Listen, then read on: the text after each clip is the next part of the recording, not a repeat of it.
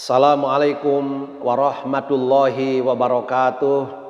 Sahabat-sahabat tercinta yang dirahmati Allah, jumpa lagi dalam acara Kulluhum, kuliah 10 menit dari Undang Munawar Official Channel. Mudah-mudahan bermanfaat bagi kita semua. Materi kali ini ke-23, melanjutkan materi sebelumnya, masih terkait dengan kisah Nabi Ibrahim alaihissalam. Ibrahim dewasa dan Allah memberi kecerdasan yang luar biasa kepada Ibrahim. Karena kecerdasannya, ia mampu mendebat ayahnya dan mendebat kaumnya terkait dengan sesembahan mereka, yakni berhala-berhala itu. Dan bahkan Ibrahim kemudian menghancurkan berhala-berhala itu. Akibat dari perbuatannya, Ibrahim dibakar hidup-hidup oleh mereka. Lihat kisahnya di dalam Al-Quran, dapat dilihat surat Al-Anbiya mulai ayat 51 sampai ayat 70. Kita baca dan kita terjemahkan. A'udzubillahi minasyaitonirrajim. Walaqad ataina Ibrahim rusdahu min qablu wa kunna bihi alimin. Dan sesungguhnya kami telah menganugerahkan kepada Ibrahim hidayah kebenaran sebelum Musa dan Harun, dan adalah kami mengetahui keadaannya. Ayat selanjutnya, idz qala li abihi wa qaumihi ma hadhihi tamathilul lati antum laha akifun.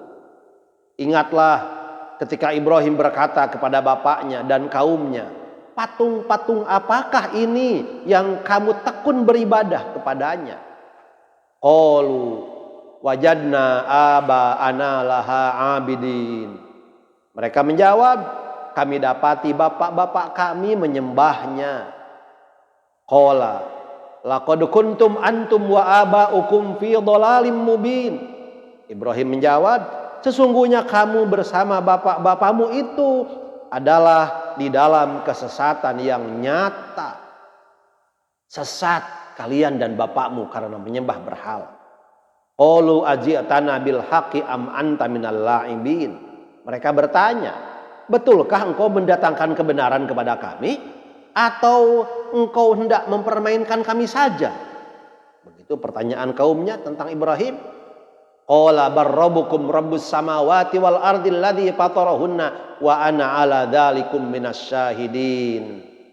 Sahut Ibrahim, bahkan Tuhan kamu ialah yang mengatur langit dan bumi yang ia ciptakan, dan saya menjadi seorang saksi bagimu.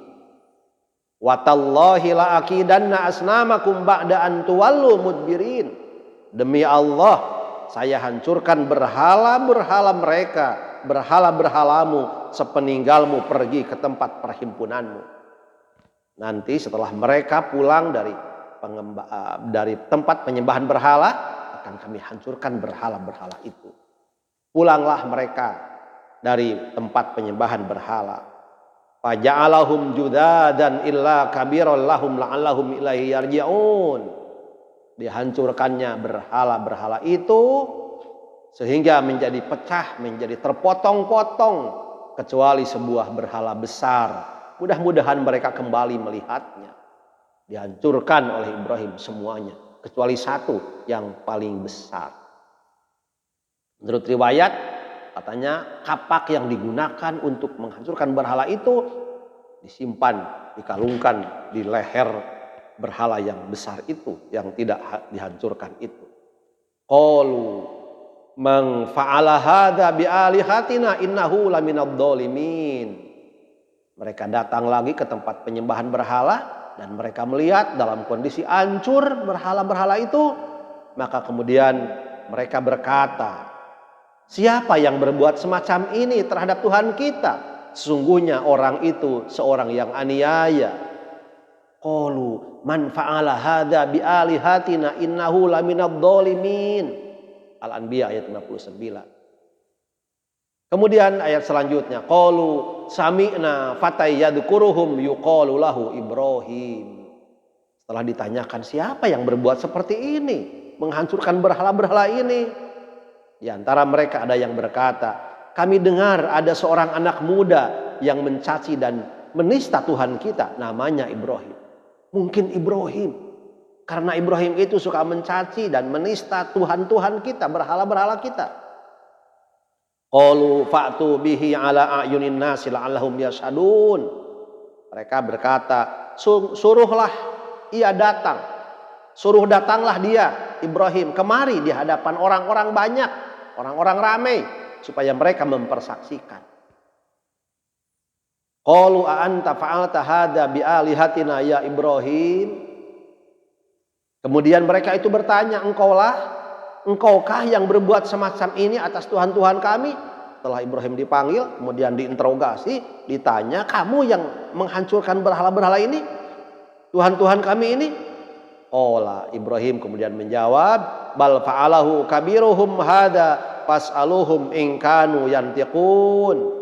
Yang berbuat demikian ini ialah patung yang terbesar ini. Cobalah tanyakan kepadanya jika mereka bisa bicara.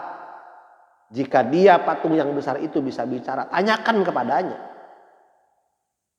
Faraja'u ila anfusihim faqalu innakum antumudz dzalimun. Maka kembalilah mereka menanyakan kepada diri mereka sendiri, katanya, sesungguhnya kamu orang yang aniaya. Jadi mereka sadar sebetulnya bahwa mereka sudah salah menyembah berhala yang tidak bisa bicara. Tsumma nukisu ala ru'usihim laqad alimta ma haula'i yantiqun. Kemudian tertunduklah mereka bingung dan malu. Tertunduklah kepala mereka karena bingung dan malu. Akhirnya mereka berkata, sesungguhnya engkau hai Ibrahim telah mengetahui bahwa Tuhan-Tuhan kami, patung-patung itu tidak pandai bicara. Mereka malu, disuruh nanya kepada Tuhan atau berhala yang paling besar. Tapi karena mereka tahu bahwa berhala itu tidak bisa bicara. Tapi Ibrahim memerintahkan hal itu. Qala afata'buduna min dunillahi ma la yanfa'ukum syai'an wa la yadurrukum. Akhirnya disekak oleh Ibrahim dengan mengatakan, patutkah kamu menyembah yang bukan Allah sedang ia tidak bisa memberi manfaat sedikit juga dan tiada pula memberi mudarat kepadamu?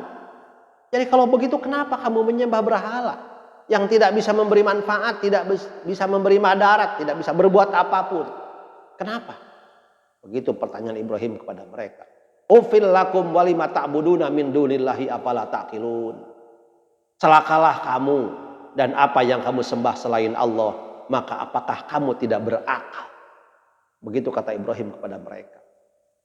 Dan dengan perbuatan itu maka kemudian Ibrahim dibakar oleh mereka. Lihat dalam ayat 68. Qalu harriquhu wansuru alihatakum in kuntum fa'ilin.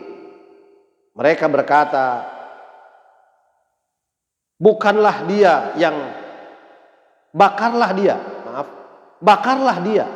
dan bantulah Tuhan-Tuhan kamu jika kamu benar-benar hendak bertindak.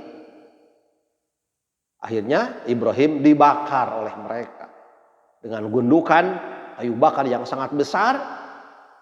Begitu demikian panas karena apinya yang sangat besar pula. Ibrahim dibakar di atas gundukan kayu bakar yang sudah terbakar itu. Qulna ya narukuni bardaw wa salaman ala Ibrahim. Kami berfirman, hei api, menjadi dinginlah dan menjadi keselamatanlah bagi Ibrahim. Allah memerintahkan api supaya dingin. Wa aradu bihi kaidan faja'nahumul akhsarin. Mereka hendak berbuat makar terhadap Ibrahim, maka kami menjadikan mereka itu orang-orang yang paling merugi. Setelah api itu mati, api itu padam, ternyata Ibrahim keluar dari tempat perapian itu dalam keadaan sehat, tidak terbakar, tidak terluka. Allah menjadikan api itu dingin untuk menyelamatkan Ibrahim, dingin yang tidak membuat Ibrahim sakit. Itulah kisah tentang Nabi Ibrahim. Kita dapat mengambil pelajaran dari kisah itu. Ibrahim yang diberi kecerdasan oleh Allah Subhanahu wa taala untuk mendebat mereka agar mereka berpikir, agar orang-orang yang penyembah berhala itu berpikir. Tapi kemudian tetap saja mereka tidak berpikir dan tidak mengikuti seruan Ibrahim. Bahkan Ibrahim akhirnya mendapat perlakuan dari mereka dengan dibakar. Tapi Allah Subhanahu wa taala menyelamatkan Ibrahim. Api yang seharusnya panas, yang naluri api itu panas, ternyata didinginkan oleh Allah Subhanahu wa taala. Mudah-mudahan kita meniru, mencontoh bagaimana dakwah Ibrahim yang termasuk ulul azmi. Ibrahim berdakwah dengan sabar, dengan tawakal. Ibrahim dakwah dengan gigih, sabar dan istiqomah. Mudah-mudahan juga menjadi gambaran bagi kita semua, para mubaligh, para ustadz, para kiai.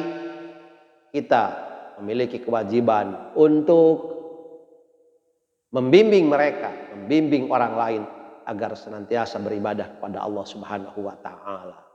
Siap menghadapi kondisi apapun dan melakukan tindakan dengan baik, dengan benar, sesuai dengan dakwah yang diperintahkan oleh Allah Subhanahu wa taala. Terima kasih. Mohon maaf atas kekurangannya. Wabillahi taufiq wal hidayah. Wassalamualaikum warahmatullahi wabarakatuh.